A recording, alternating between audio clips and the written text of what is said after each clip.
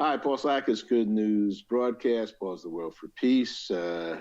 However, sometimes in life, it's not peaceful. And one of the things that could not be peaceful is health, and it's not the most important thing. So we're going to talk about a serious subject, leukemia, cancer, which affects the blood and the bone marrow. It's Philadelphia chromosome positive chronic myeloid leukemia.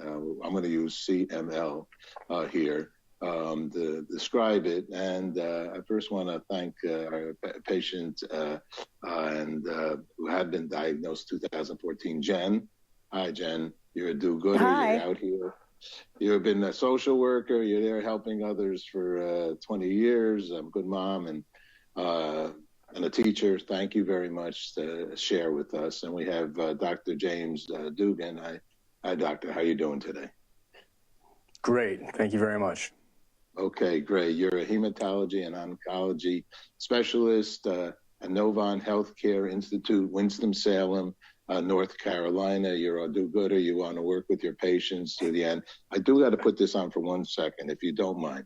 Only because my grandson, I'm a New Yorker, my grandson goes to Duke. Okay, so I don't know if that's going to cause a disturbance, but it possibly Not could, at all. right? Not at all? No, completely acceptable. Yeah, okay. Absolutely. Whew. Whew. Okay. Yeah, I know. We got over a tough one there. Okay, but I think we're going to do fine.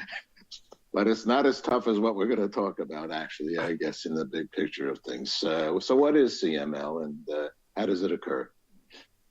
Yeah, let me give you a little bit of background. So chronic myeloid leukemia is a type of blood cancer, but more specifically, it's a disease of the white blood cells, part of your immune system. These white blood cells have a specific mutation in them called the Philadelphia chromosome. And because of this mutation, the disease is susceptible to a class of medicines called the tyrosine kinase inhibitors, or TKIs for short. And that's really what we're here to talk about today. You know, through our partnership with Novartis, we're looking to get the word out. We're looking to increase people's awareness and education about CML and its variety of treatments. I was just going to ask you, I don't know, it's like an oddball question. I never heard many diseases then called something Philadelphia or called, is that just where it was discovered or the Correct. cures or what? No, Yes. That's where it was initially discovered. And then, you know, it's a term used to describe a specific mutation within this disease. And it truly defines the disease as separate from some of our other blood cancers. And there's some various treatments that we can proceed with on this? There are, and frankly, this is the good news, right? I mean, we have a variety of great options for patients in these tyrosine kinase inhibitors. There are a variety of them. One of them is Scemblix, also known as asciminib. And this drug is approved for both newly diagnosed and previously treated patients with pH-positive CML in chronic phase, which is the most common presentation for CML. This drug has shown superior results at 48 weeks, both through efficacy, showing that there were improved response rates with patients compared to some of the other TKIs in the same clinical trial. There are ongoing clinical trials looking at long-term efficacy, so the research is ongoing.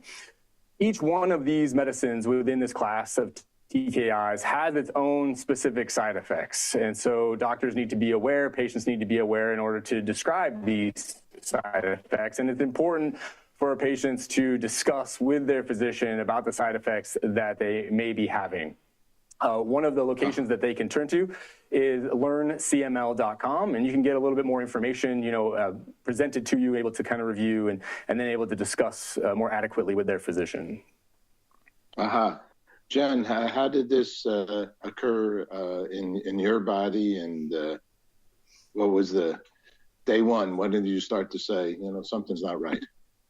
I had gone on a trip with my daughter, and I had bruises all over my body and came back just exhausted, which is not like me at all. And my doctor did some tests, and they said, hey, you have leukemia, which, frankly, I thought was a child's disease because you only really hear about leukemia when you see children with leukemia. But adults get it too, and I'm just super grateful. For the first 8.5 years of my leukemia journey, I was miserable. I had to stop working. I basically was a cancer patient that my family had to take care of because the side effects were so great. And but a few years ago, I started Scemblix, and now I have a lot of really good days. And in fact, I'm able to work again, and I'm able to be not only a part of my family, but I'm able to like take care of other family members when needed because I feel like me again. And that's just the best news I've ever had in my life. You're the best news I'm hearing, as well as this doctor. You're such a nice, kind person. Look at the way you think. That's really special. Look at all those books. Did you read all those books behind you? No, it's my school library. I'm a teacher. I'm in the library. All right, I love it. My mother's a librarian. It's all good. Awesome. So were you actually, I see bruises is one thing. Were you physically in pain with those bruises? Were you like, did it come on fast, or how did that happen? Yeah, it came on very fast. I was not in pain. I was just so tired. And I'm a fairly active person. So we were actually in New York was the trip, and we did everything. You know, we did a lot of walking, we did biking, but that was just normal for me. And so when I come home and I'm just covered in bruises, my husband's like, you need to get checked out. There's something wrong. And I was just going to let it go. But he's like, nope, we're getting it checked out. So that's what happened. Great. Doctor, let me ask you, Jen did mention, it's a child, maybe a child. So what's the age? Is it something that happens when a baby is born, or is it something, what is the age range? Yeah, the age range is a variety. It's more commonly seen in perhaps younger patients, 30s and 40s, but it can be seen throughout. I have a large breadth of age ranges within my own clinic at Novant Health. And so it's hard to pin down exactly who you might predict has CML when they come in with a high white blood cell count and you're kind of doing the workup for that. But it can present at any age, really. And so, I mean, this is, as far as I can see, it's a serious health condition, right? I mean, this is no affecting the blood and the bone marrow. I mean, isn't that quite concerning? It is a serious health condition, and in the past, patients did die from this. But because of the efficacy of these medications, these tyrosine kinase inhibitors, this is no longer the case, right? I mean, patients can live the rest of their natural lives on medication for this disease and still have a very good quality of life. Now, true, there are side effects. Some of the more common side effects with this medication are lowered blood counts that can be, found by routine blood work in the clinic, or stomach upset, high blood pressure. That's not an exhaustive list, but certainly some of the more common side effects that we see in my clinic, but definitely manageable. And as Jen said, people can get back to a very good quality of life. I've done a lot of Novartis and other pharma companies, and I have only the highest respect for pharma to do that R&D. I have such a respect for those that go into these trials.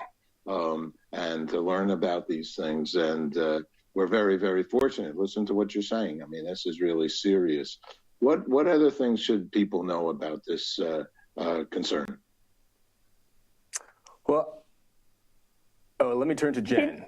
Okay, sorry. So in my opinion, it's the same advice you give any medical patient. Be your own advocate. You know your own body, and make your doctor listen to you, or get a new doctor. And I did not do that in the beginning, and I really have paid the price for not being my own advocate. But now I have a doctor who works with me instead of a doctor who just tells me what to do. So I'm really grateful. Wow. Yeah, we teamed up on that answer because I agree with that completely.